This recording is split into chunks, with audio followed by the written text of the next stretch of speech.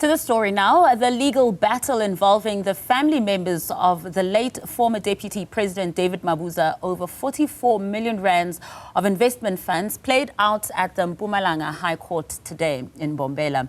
The court heard an application made by Mabuza's daughter, Tamara Silinda, who wants a share of the funds for tuition fees to the tune of 120,000 rand as well as 40,000 rand monthly for her maintenance.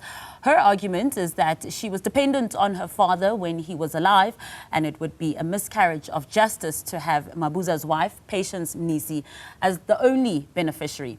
Newzroom Afrika's Mweli Masilela attended proceedings and joins us now from Bombela. Afternoon, Mweli. Now, the judge flagged some paperwork discrepancies. Tell us more about what transpired in the Mpumalanga High Court today.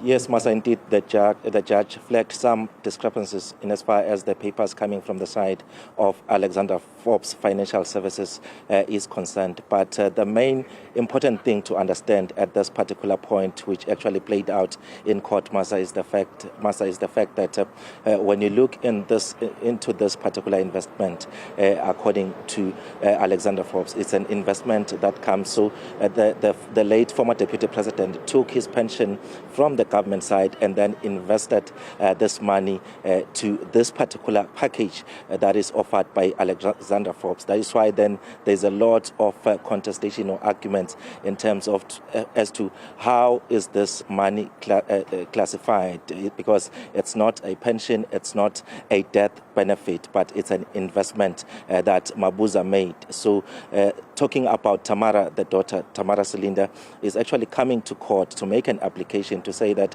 as much as the wife of the late former Deputy President David Mabuza, Patience Mnisi, is the sole person that is nominated to benefit from that fund, which means that all that lump sum of 44 million rand should go to her. They are saying that from their side, the argument is that Didi Mabuza actually had children and many other dependents, so they also ought to benefit in as far as these funds are concerned. But this also tells you that in a broader perspective, there's still going to be an appointment of an executor of the estate of David Mabuza. Chances are that there are still other funds or investment as well as properties that are still going to be talked about going into the future, and maybe that's where some of those dependents are going to benefit from. But as things stand for this particular investment, it's only Patience Mnisi, the wife of the late former Deputy President David Mabuza, that is nominated. So that's the argument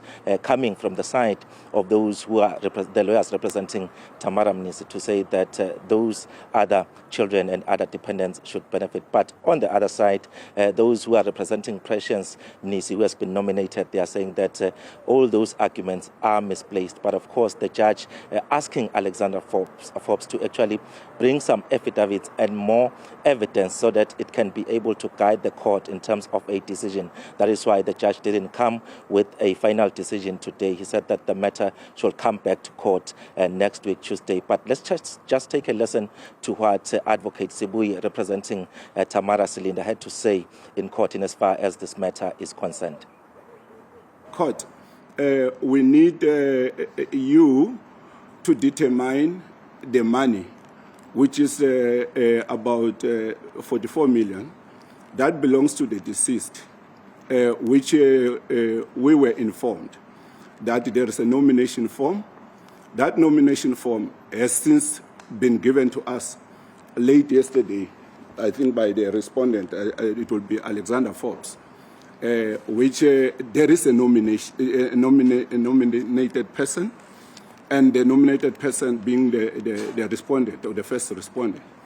And we are saying to this we are coming to this honorable court to pray, to put a prayer, to say, my Lord, the determination of that money should be in accordance with Section 37.